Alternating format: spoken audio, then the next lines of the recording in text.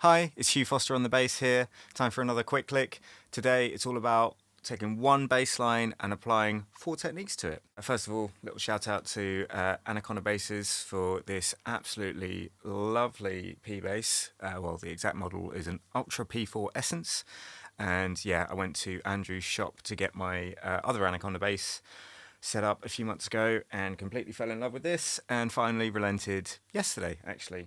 So why would you take so many techniques to play one bass line? Well, I actually came about to this idea because quite often I tell my students, if you want to get comfortable in a given technique, how about you try and play a bass line you know well in that technique? Well, obviously, you're going to have to account for taste sometimes. For example, you couldn't play My Girl as a slap bass line. It's just not going to... It's not the classy thing to do, is it?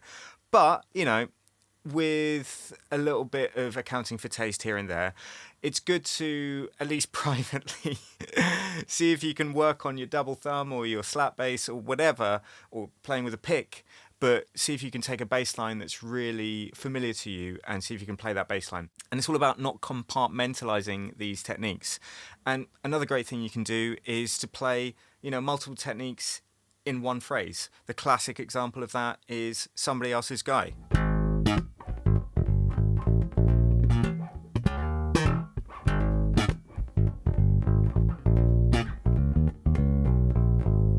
So yeah, a combination of slap bass, fingerstyle, moving between the two effortlessly. Anyway, this is a quick lick. We want to get into things quickly. Let's break down the first of our 4 techniques, which is playing with the pick. 1, 2, 3.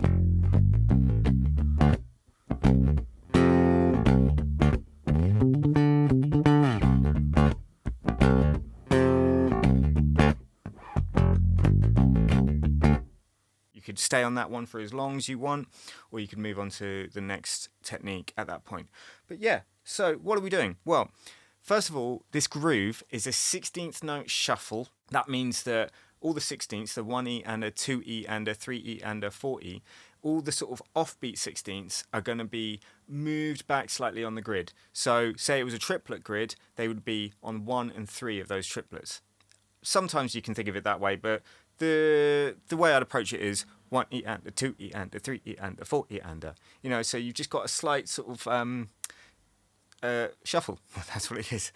On each of those offbeat notes, we're going to hit the strings with an upstroke. Like that. And also there. So especially anything where it's like very sort of accented, it's nice to get that sort of kind of sound with the pick. We've got a nice 5 chord there, F and F and C. I forgot what notes are in that chord. Let's get onto this bit here. So this is a grouping of triplets. Pluck, hammer on, down, up. And that's how, it's going to be possible to play that particular part there. This isn't the most complex bass line, but it's one that suits all 4 playing styles. It's also, well, just to note, the chord that I'm playing over here is a sort of D minor 7, D minor 6 Dorian kind of vibe. So kind of classic funk. You've got this sort of, where would it be?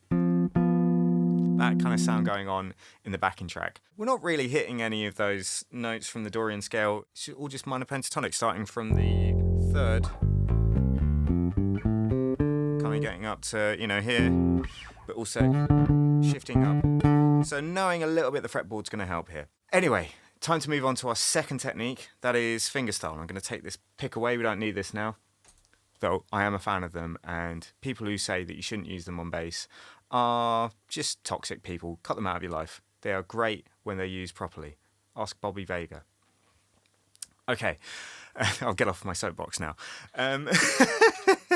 Fingerstyle. So let's have a little look at how we'd play this in fingerstyle. 1, 2, 3.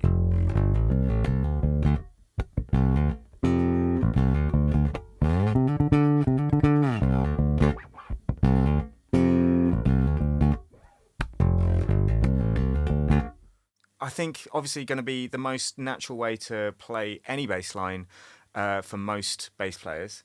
I do actually prefer the pick for this particular one though, so maybe there's something wrong with me. But yeah, I like to add ghost notes before any of those 16th note pushes, well, where it's possible to do so. For example, at the very beginning. 1, 2, 3. Okay? And before each phrase as well, it's just kind of natural to add more ghost notes when you're doing sort of funk fingerstyle bass playing. Use both fingers, for example, with that chord there. You could play it with the thumb and the finger as well. It's up to you. You can even do that, which I think I did with the double thumb technique, but we'll get into that later. And it's just about being comfortable, you know, with the fingers and fast triplets that come up there. Let's get into the last two techniques, because I think they're the ones which are going to be, you know, maybe a bit more of a challenge at high speed if you're new to them. First of all, we've got our classic slap bass technique, using the thumb, but only going down into the strings and occasionally popping, but I think only for that chord. So it's mostly the thumb, and it's all going downwards in that classic style. Sorry, a little scratch on my nose. Let's actually count in. 1, 2, 3.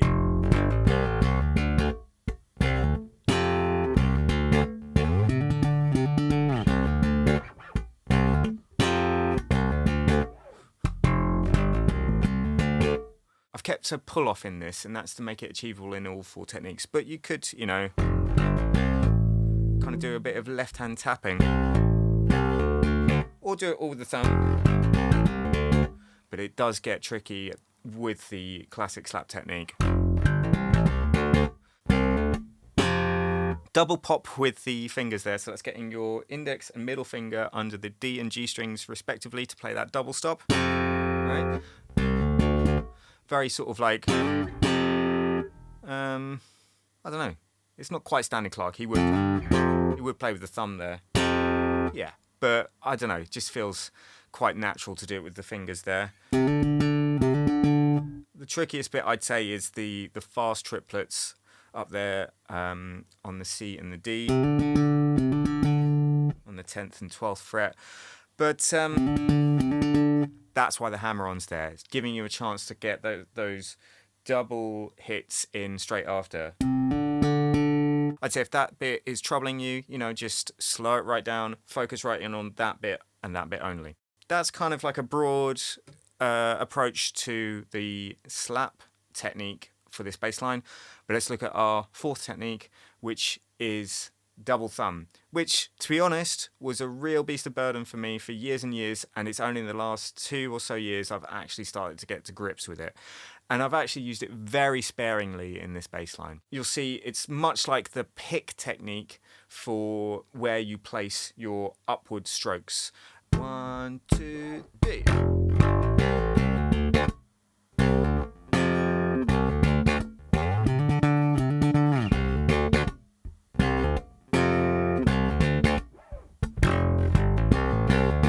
We've got one right away at the start, so I like to do, much like the fingerstyle, do a little ghost note to get myself under the string, and then to do that up pick. It's a good way to kind of actually get used to it as a technique if it's new to you. And to me, it's still pretty new. It's like, out of all the techniques I use, I'm still feeling a little bit inconsistent with it. And then we've got another one there at the end of that phrase. And you can really afford to accent it, cut it short with the left hand, and that's going to really make it pop out. At this point, I opted to go for a little sort of like, I don't know, splay of the fingers. I don't know what you'd call that. Very flamboyant flick of the wrist with the hand, the fingers opening out. It's just fun. I don't know, yeah. Sometimes techniques are just there to look cool and be fun.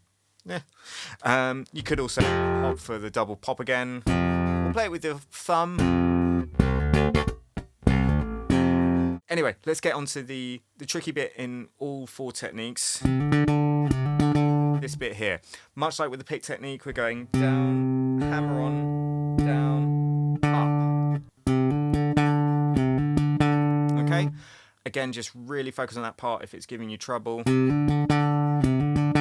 The great thing is because it's on the D string, you've got that G string to rest your thumb on. That's the key thing with the double thumb technique. Going through the string and resting on the string below. Okay? And that's going to give you the opportunity to actually get the nail of your thumb underneath the string and get that upstroke successfully used there. But that's basically it with that one. And with all of them. I could have added more techniques, but I thought I'd just do 4, right? Because what we could have done palm muted with thumb and fingers, and that kind of Pino Palladino.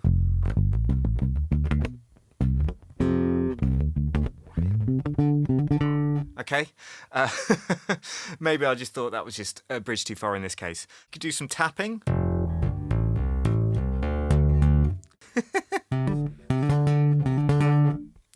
I mean, it works, but I don't know. Yeah, say if you want to get good at tapping, just try it, see what's achievable and just give it a go, throw yourself into these things. These techniques are only scary if you don't have a sense of context with them already. Like I said at the beginning, if you're comfortable with the bass line, using your fingers, try any other technique to see if you can get it to, the same sort of consistency. And, it doesn't have to be tasteful. It doesn't have to be something that you'd actually use on a gig, but it will help in the future when it comes to being like, oh, I need to do, a little bit of slap here. I need to do a bit of double thumb here. Just throw it in. I guarantee you it will pay off. I've been Hugh Foster on the bass. Very nice purple bass today. Obviously, it's been a very sort of broad look at all 4 techniques today. If there's anything you think I've missed, do let me know in the comments. And as always, do head over to my Patreon where you can get the backing track for this one, the transcription as well, and for all my other original bass lessons. But yeah, that's all from me today. See you guys next time.